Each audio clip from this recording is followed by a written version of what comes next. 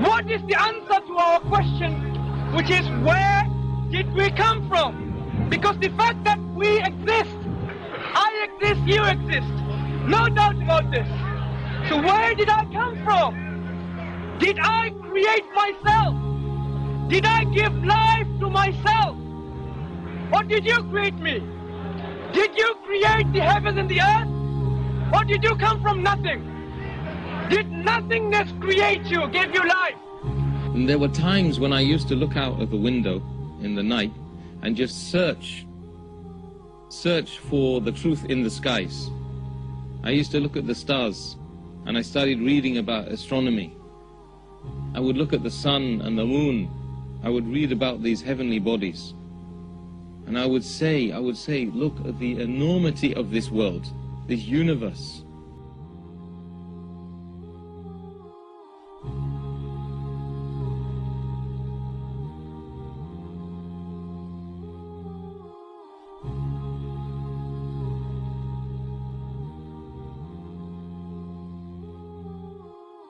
How did this universe come into existence? Where did we come from? What is the origin of all of this universe? If we can think about this and we can understand this and we can reason this, then we will find, step by step, we will come to an amazing, inevitable conclusion. Think, ponder, reflect, meditate, understand. Everybody ready for the journey? Now, how do we know that there's a God? And how do we know that there's a creator that whom should be worshipped?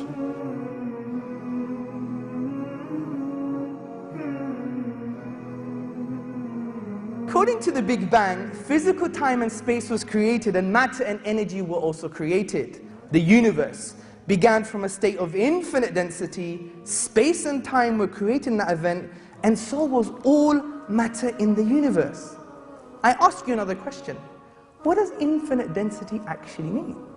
Well, it actually means nothing. This is why Cambridge astronomer Fred Hoyle, he states that the universe at a point in the past was shrunk down to nothing at all. So let's reflect on this.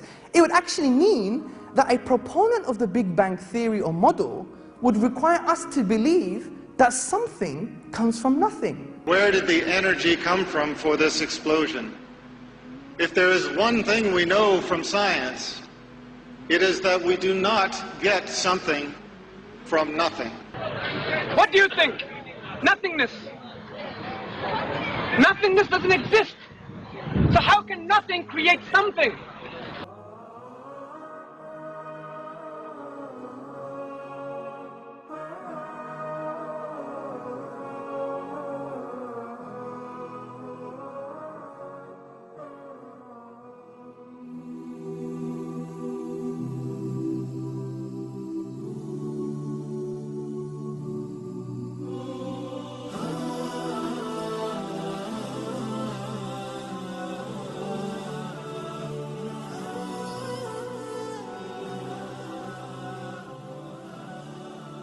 Human beings understand that where we see things working according to laws, working according to patterns, we see things constructed, we know that thing has come from somewhere. Plato's argument was the argument from design. That design indicates a designer. That is logical. That's what we see around us all the time.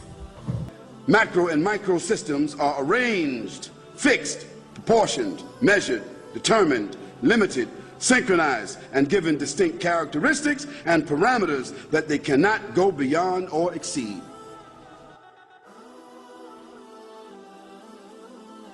But you know, if there's one thing that we know from our lives, it is that if you look at something, you know where it came from.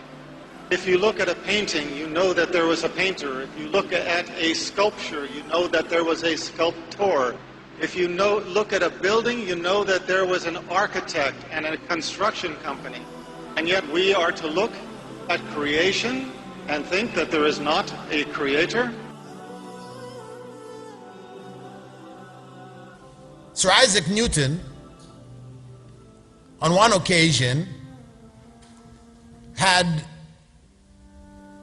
an instrument which was a means of demonstrating the movement of the planets around the sun.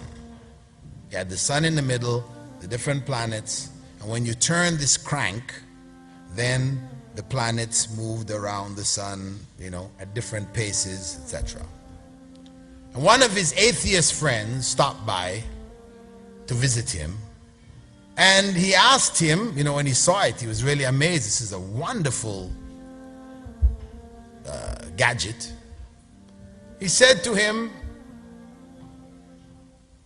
"Who made it?"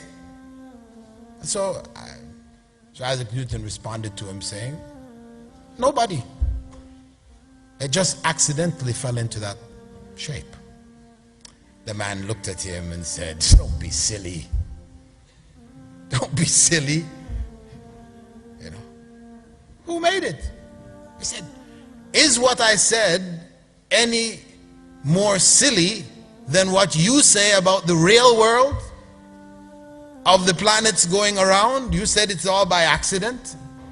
Isn't that even more foolish?"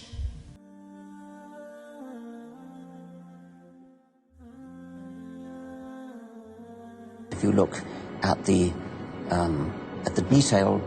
details of biochemistry, molecular biology, you might find a signature of some sort of designer. Wait a second. Richard Dawkins thought intelligent design might be a legitimate pursuit? And that designer could well be a higher intelligence from elsewhere in the universe.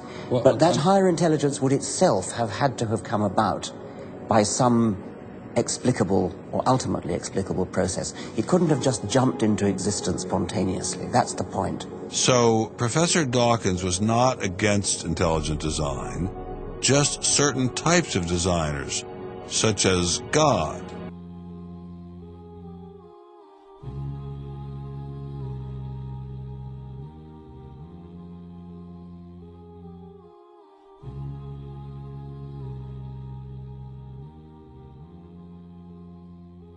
The creation is in need of a sustainer, whereas the nature of the creator must be different.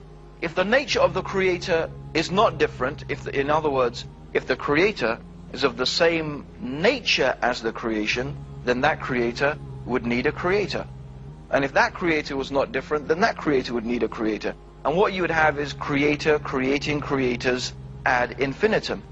If you say, who caused the cause that caused the universe, then we could ask the same question. Who caused the cause that caused the cause that caused the universe? Then we could go again. Then who caused the cause that caused the cause that caused the cause that caused the cause that caused the universe? And then I'll be sounding like a rapper.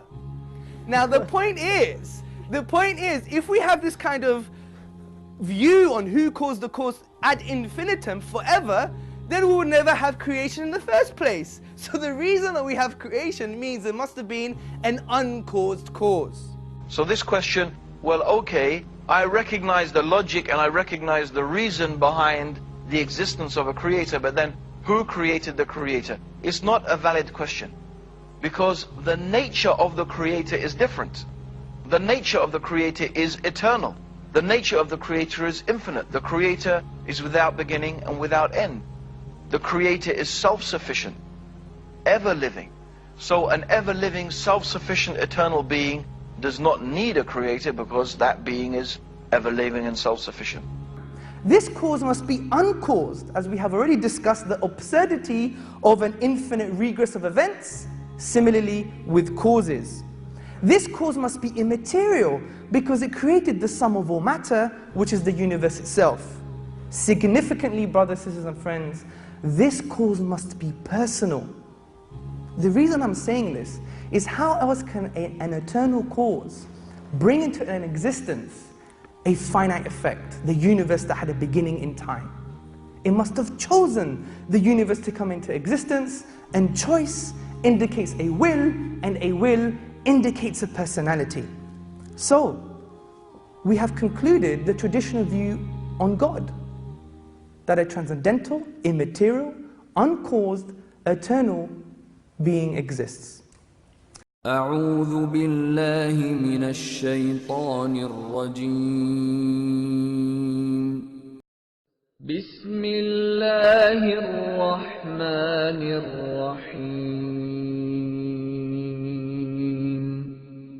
قل هو الله أحد الله الصمد لم يلد ولم يولد ولم يكن له كفوا أحد